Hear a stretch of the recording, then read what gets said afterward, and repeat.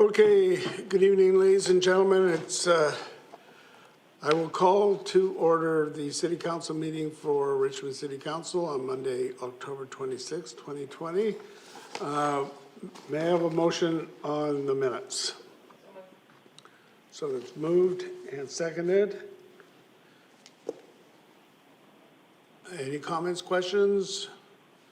Councillor Au. Bishop, I just want to ask a question, not about the minutes itself, but as a follow-up, on CNCL 10, page 10, we talked about the mask wearing in city buildings last time. So of course, we received a press release today, but I just want staff to clarify a little bit more for the public, because questions has been raised last time about how do we define a face mask. So can staff give us more details and to the public as well about this new policy? Thank you, Mr. Mayor. I can respond. It's Serena to Councillor Au. Yes, we will be including information in our communications plan about what types of face coverings are appropriate and acceptable, and we are looking for cloth face coverings at the moment, as those are the ones that are being recommended by health. So we don't have the details yet? Thank you. Yes, I don't have the details in front of me, but we do have the details identified in our operational plan. Okay, good. Thank you.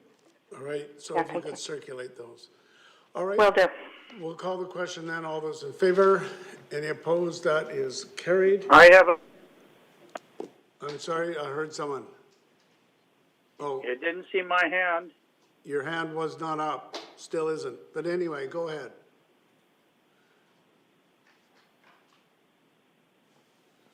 Go ahead. Your mute is on.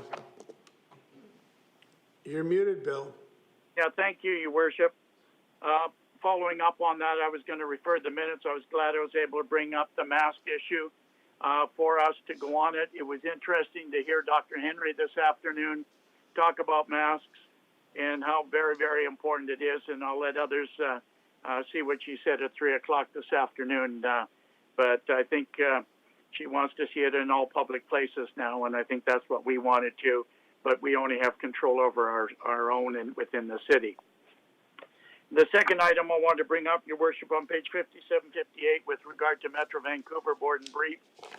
There are a couple of really great climate change items and talk about reduction in terms of waste, and that is the regional clothing waste and also creating a Memories Not a Garbage campaign.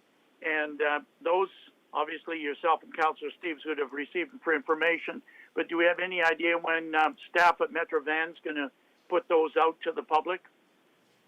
I think they're just great programs, and I thank you both for endorsing them.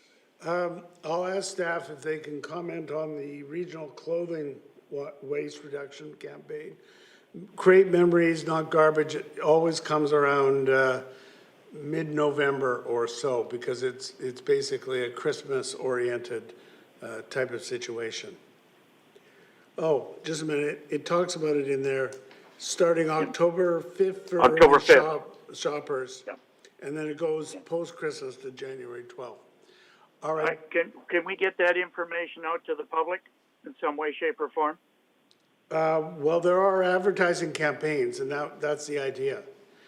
Okay. All right. Good job. All right. So we've already passed that. Now, are there any additions or deletions? No. All right. So we'll ask for. Well, there's nobody here, and there's nobody phoning in, so we don't have to resolve in a committee of the whole. We'll just simply go to the consent agenda highlights. Just a few of them tonight. Receipt of committee minutes. We have the report back on the expedited temporary patio program. City of Richmond concerns on the recent changes to the BC Energy Step Code and the appointment of approving officers. We have a motion to adopt those by general consent. Moved and seconded. I have an objection. Councillor Day, you could put your hand up if you want to speak. I did. My hand is up. I'm looking at the list. Your Yeah, hand is it's right not here. up. Would you like me to send you a picture of it? It's up. Sure, take a picture. Okay. Okay. No problem. So go ahead. Okay. Thank you very much. It's the committee meeting, of General Purposes Committee meeting held on October 19th, 2020. The text is there, but we're missing a whole bunch of things, like all the attachments, such as the Charter of Rights, the BC Motor Vehicle Act, and the pictures that I had submitted. So those are not in the minutes.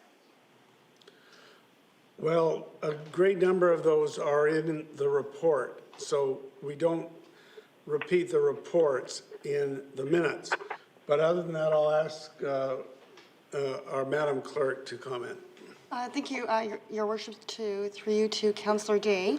The on-table material, Councillor Day, that you provided at the General Purposes Committee, we can certainly include it as a schedule to the General Purposes Committee minutes. Yeah, so those 3 items, and I sent you an email earlier today, just about half an hour ago, with the things that I feel are missing. So thank you for that. If we agree on those changes, then I'd be happy to have this on the consent agenda. Thank you. It's on the consent agenda. All right, anyone else wanting to speak on the consent agenda? All right, we'll call the question then. All those in favor? Anybody opposed? So those items are carried. Brings us to the item taken off the consent agenda, which is the Alexandra Greenway Integrated Public Art Project concept. The committee's recommendation is that the artist concept proposal for Water to Earth by BAGUA Artists Association, as detailed in the staff report titled Alexandra Greenway Integrated Public Art Project Concept, dated September 17, 2020, from the Director of Arts, Culture, and Heritage Service, be endorsed, and I would so move. All right, so that is moved and seconded. Councillor Wolf. Yes, thank you. I did oppose this in committee, and I'm just going to let you know that I'm going to support it now at council. Some of the changes that have occurred from then and now, one is I did highlight the potential invasive species that was going to be included in the artwork, the turtle. And so I've been confirmed by staff that the artists were pleased to get that feedback, and we'll work on getting some stakeholder consultation support on what are other native species that could be included. Maybe just with staff, do I got to have that correct? They will be following up with further consultation? Yes, thank you, Worship, to Councillor Wolf. Artists will be working with city staff to identify native species as to their concept for this project, yes. Great, and just to follow up on that, city staff could also work with the Richmond Nature Park Society. I did let them know about this at their last meeting, and they'd be willing to support any way they can. Also, visiting the area, I already see the work that staff are doing to kind of create a placemaking project around this area. It is one of the few areas where there's the red sidewalk feature, and it is also an area that's gone through quite a bit of transformation. Considering I grew up there, I know how it's changed, and helping people who now live in the area to identify with what is their new home area. And I do value some of the projects I've observed in other jurisdictions. Most notably, the City of Portland has a lot of placemaking projects where art takes place where concrete would have just been. So it's a way to get people together. And I know the art in this case is being done by the artists, but perhaps in the future we can get some more public activation to recreate and liven up the space as well. So I will be supporting it today. Thank you very much. Thank you. So your hand is still up, Michael. Councillor Day. Thank you very much, Mayor Brody. Yeah, I won't be supporting this because just doing these little designs on the sidewalk in the Alexander Public Art Project, what this is it's a thermoplastic paint that will be painted onto the sidewalk to decorate it. We tried this before on Lansdowne between Number 3 Road and over towards Elmsbridge. And we were told that this thermoplastic paint would last 10 years. It didn't. It's already peeling and fading after just a few years. And I feel that $50,000 for this public art project is a waste of money. I'd much rather see that money being put towards planting trees, shrubs, or maybe building little habitats for birds or bees or bats or whatever likes to live in that area. So I will not be supporting this public art project. Councillor Howe. Yes, Your Worship. A question to staff. Now, it has been raised last time about the materials that is going to be used for the paint and how durable they are. Yes, we did receive a memo from staff about the different options.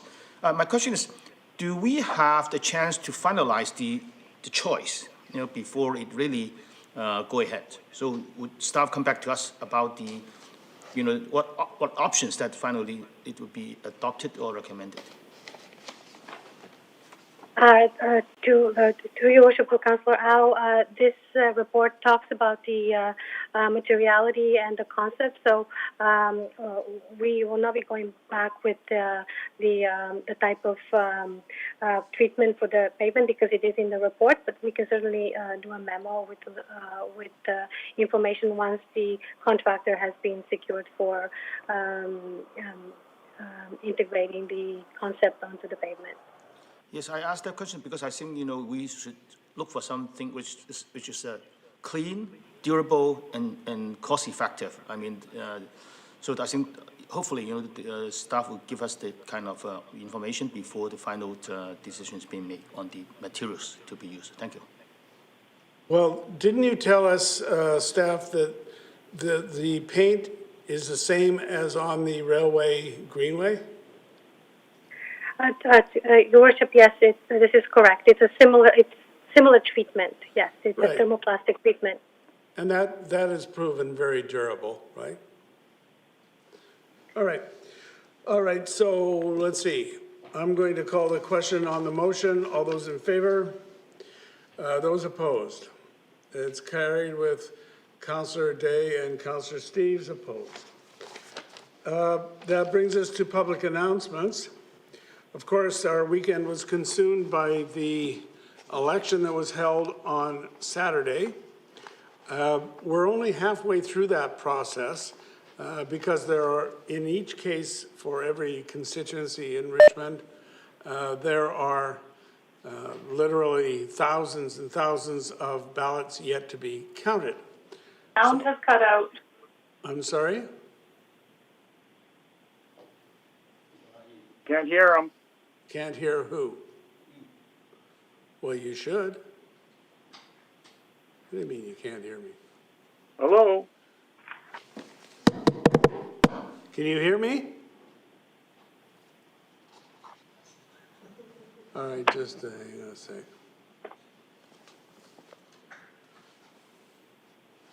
So this is muted. That's muted.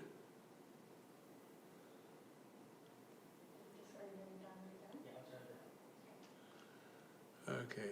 What you're doing something again? We're joining. Okay. Welcome to TELUS Cloud Conferencing.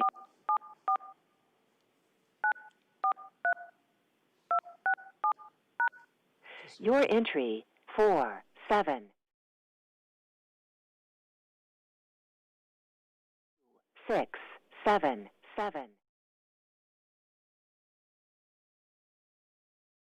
Enter your access code or meeting number.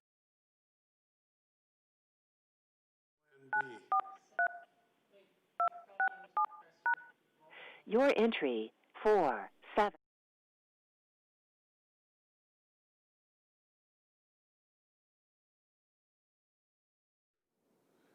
would be your second option, so that we didn't have the feedback. Okay, listen guys, there's nobody here, let's just shut it down.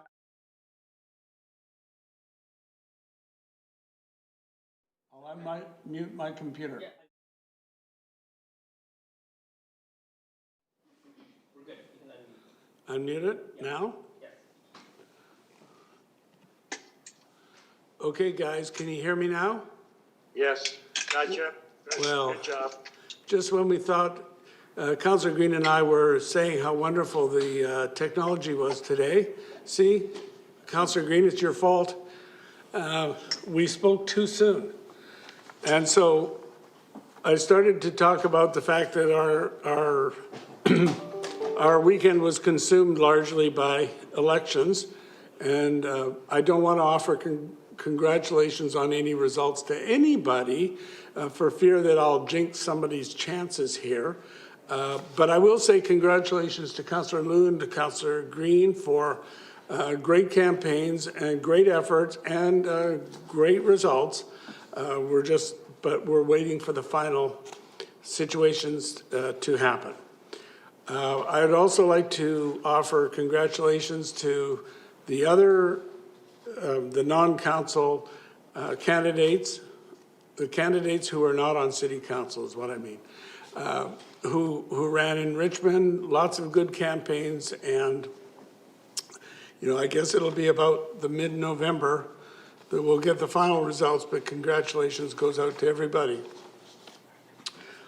I just want to announce that from the closed meeting today, we dealt with the road locations around Richmond Center, and we chose for an east-west road constable, CST, Constable Jimmy Ng Road.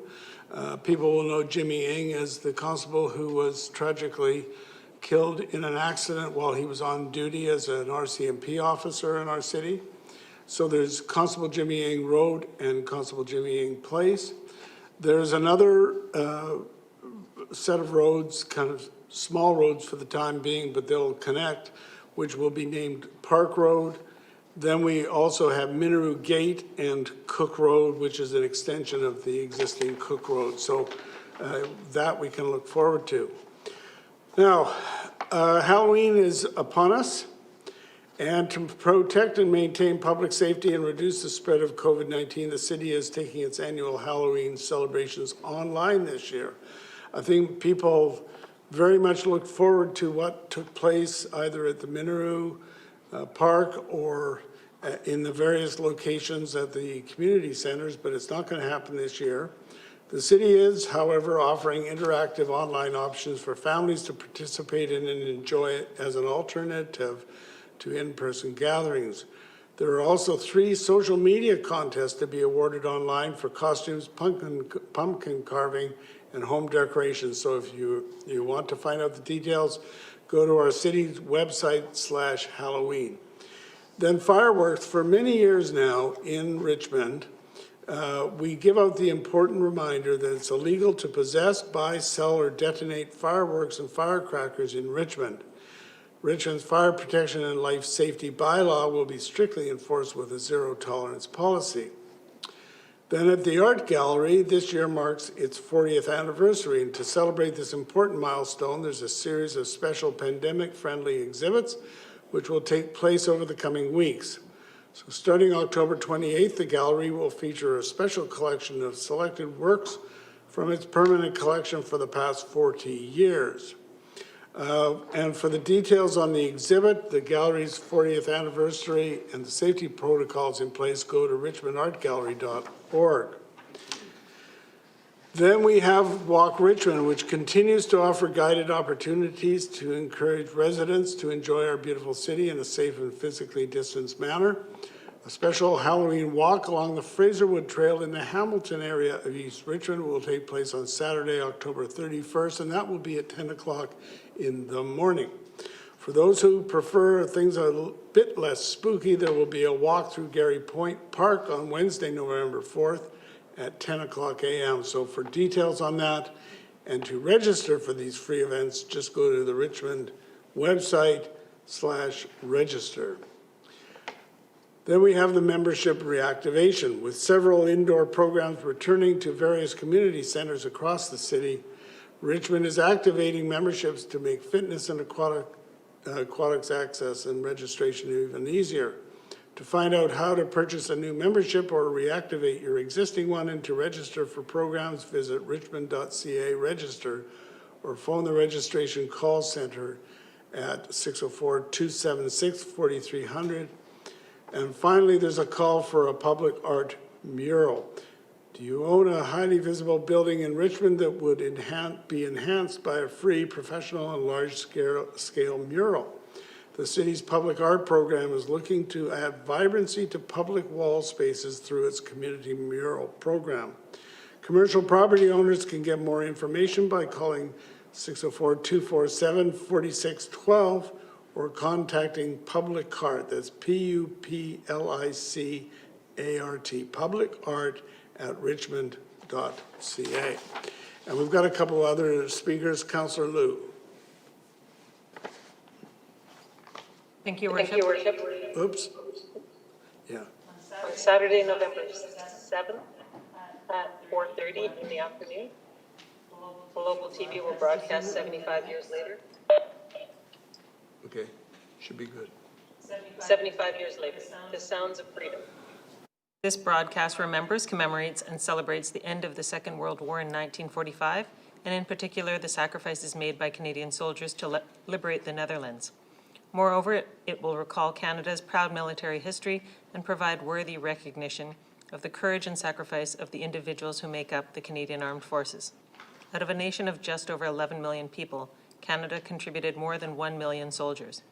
55,000 Canadian soldiers lost their lives overseas fighting in World War II. Over 7,600 Canadian soldiers are buried in graves in the Netherlands. The Dutch have never forgotten, and the memory remains a cornerstone of the friendship between our two countries to this day. In this year of COVID-19, we will not be able to commemorate our Veterans Day in the normal way on Remembrance Day. Particularly in the somber context of 2020, the film is especially important. It honors the end of the most significant war in modern human history and the triumph of freedom over fear and of valor over villainy, an occasion certainly worth celebrating. And I encourage families to watch this together to foster learning and dialogue leading up to Remembrance Day. So Saturday, November 7th at 4:30 on Global TV.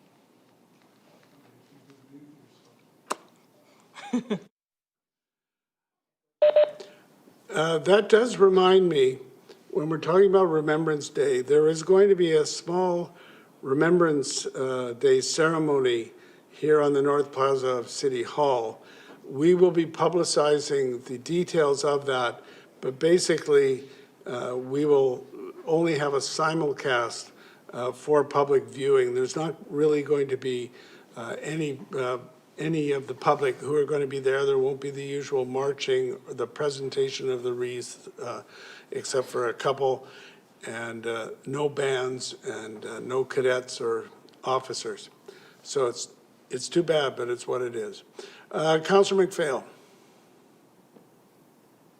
Thank you, Your Worship. Every Saturday in October, the Friends of the Richmond Library held a sidewalk book sale. So the last one will be this Saturday, October 31st, from 10 a.m. to 2 p.m. It will be outside the Canby Road and number 5 Road branch, and it is weather dependent. I believe one of the sales had to be canceled due to weather, but they'd be going well.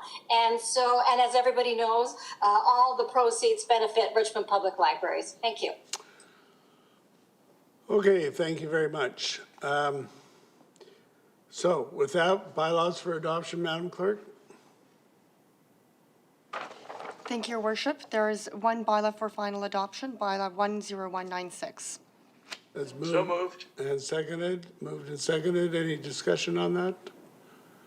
Okay, we'll call the question. All those in favor, opposed, carried. And the last item, the development permit panel. Thank you, Your Worship. There are two recommendations for council. Recommendation 1, that the minutes of the Development Permit Panel meeting held on October 15th and the Chair's report for the panel meetings held on September 16th, 2020 and September 30th, 2020 be received for information. And 2, that the We can't hear, but so moved. I've got the only computer that's going here. So you've got the yellow agenda in front of you. So it's 1 and 2 on page 5 of the council agenda under number 11. So that's moved and seconded. We've got some speakers. Councillor Green. I just wanted to ask staff about item 2, the replacement red cedar trees. I'm really disappointed that there has been an accident with another a tree. And I say another because this happens on other developments as well. Is there irrigation for the replacement trees, or are these going to be on tree bags, the irrigation bags? Through your worship to Councillor Green, all of the soft landscaping on the site does have an irrigation system. Okay, so these will not be relying on tree bags. There actually will be piped water. Okay, good, because those, honestly, the tree bags, they work really well if they're filled. They don't work if they're not filled, and I see it over and over again. It drives me crazy. Thank you. Councillor Wolf. Thank you. I have a couple questions to staff, one on each of the items here. So the first one relates to the black cottonwoods. I'm curious, in the report here, the discussion from the meeting, it wasn't quite clear. So the original intention was to plant 6 black cottonwoods in the stream bed area, the area identified. And then why was that changed? Was it just a result of the public letters that were attached in here and the complaints that were made about black cottonwood that switched them to Pacific willow? And before you answer, I'm aware of a high value that cottonwoods play in the ecosystem. They'll grow a lot taller than willows. Willows are quite bendy and stay pretty low. And so is there even a negotiation opportunity where at least one black cottonwood could get put in there? It's an area where eagles nest. It's a very beneficial tree to be on a shorebed. On a river side. So I was wondering if there's still room to negotiate, or would that have to be what would be the next stage where that could be discussed? Through your worship to Councillor Wolf, unfortunately I was not present at the development permit panel meeting that you're referencing. What I could commit to is prior to that, or when that development permit does come forward to council for your consideration, I can ensure that information is provided. I'm not sure if Mr. Ursig, as the panel chair, has anything further to add. Joe? If not, I'll jump into my second question, and I appreciate, Mr. Craig, if you could follow up as you mentioned. The second one relates to what Councillor Green was focusing on, the tree loss. I visited the site just recently, and it does have good irrigation, yet there are a number of shrubs that have died since they've been planted there a few months ago. So hopefully it's in a spot where the irrigation system actually catches it. I was also concerned if there's still negotiation or where those trees will get placed. Because the people who live in the Hamilton Village Care Center, they're not the most mobile of individuals. And so to put the replacement trees on the other side of Highway 91, where it's quite a steep pedestrian walkway to get over into that furthest reach of Richmond, is there still opportunity to look into some other areas where the city has property, like on the west side of Highway 91?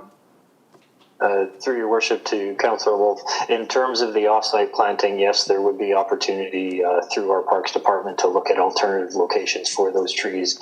The Hamilton Highway Park was identified as a likely destination for those trees given the ongoing work that would be done in that park. What I could do is speak with our Parks planning staff and have them update council via memo as to whether an alternative location is possible. Thank you. That's very much appreciated. Okay, so let's call the question on the motion. All those in favor? Anybody opposed? So that's carried. Someone want to move adjournment? Okay. We're now adjourned. Thanks for your indulgence, folks.